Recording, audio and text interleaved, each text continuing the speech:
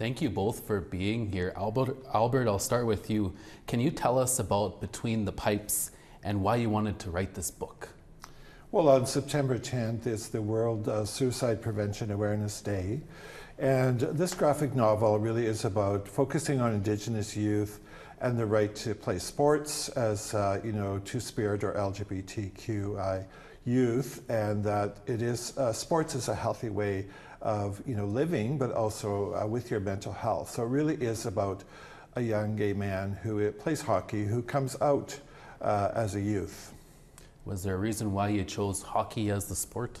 Well, I think hockey is very popular amongst Indigenous peoples in North America, and it really is about masculinity and identity, and so we wanted to talk about how some youth struggle with their gender identity or sexual orientation, and just finding a way out of that anxiety or trauma to come to a place where they feel okay about themselves and can move on with their lives.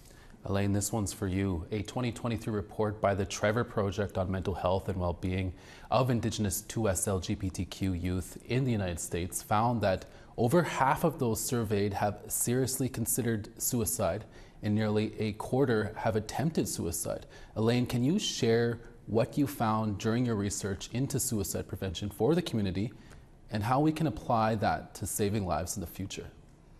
Okay, well, that's a very important stat to bring out, and there are Canadian ones that would substantiate that too.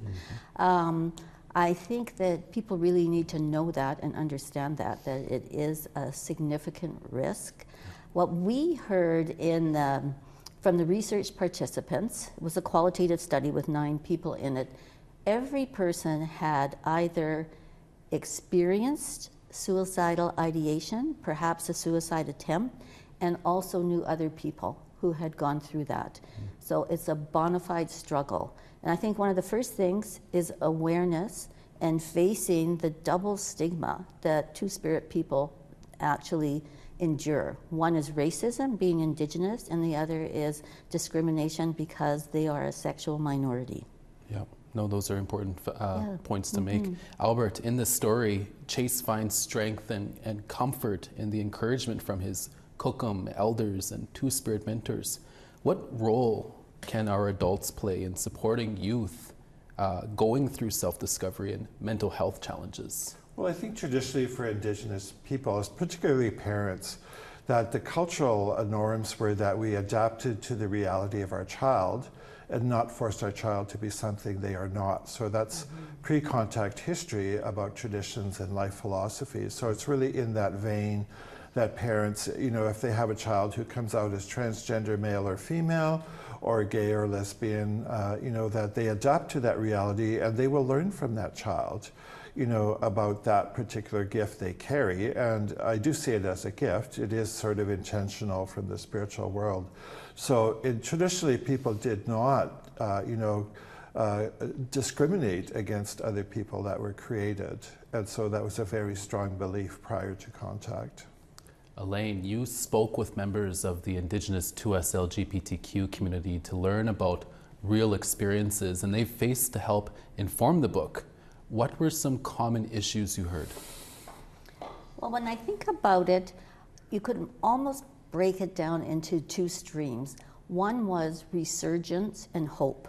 Very strong message from everybody in there, which was 3 elders, 3 people who were parents, and also 2 spirit people, and then 3 youth.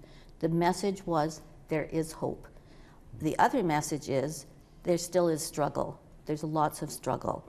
It's very difficult still in this society to be a 2-spirit person, but do not give up. There are helpers along the way. Yeah, no, those are great, important points to make. We all have family members who are going through this as well, so we all kind of have a personal story there for this. Albert, finally, what do you hope kids will take away from this book? Well, I think they'll understand, even at an early age of 13, 14, that they belong.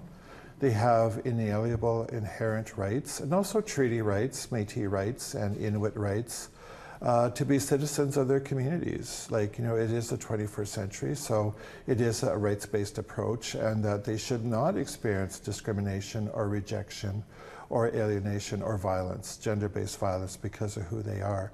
I think now we're way beyond that, and I think Indigenous people in Canada can be a beacon around the world about inclusion, particularly for gay and lesbian people and transgender people.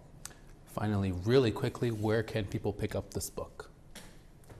It will be available at McNally's. You can order it online pre the publication date, which is September the 10th.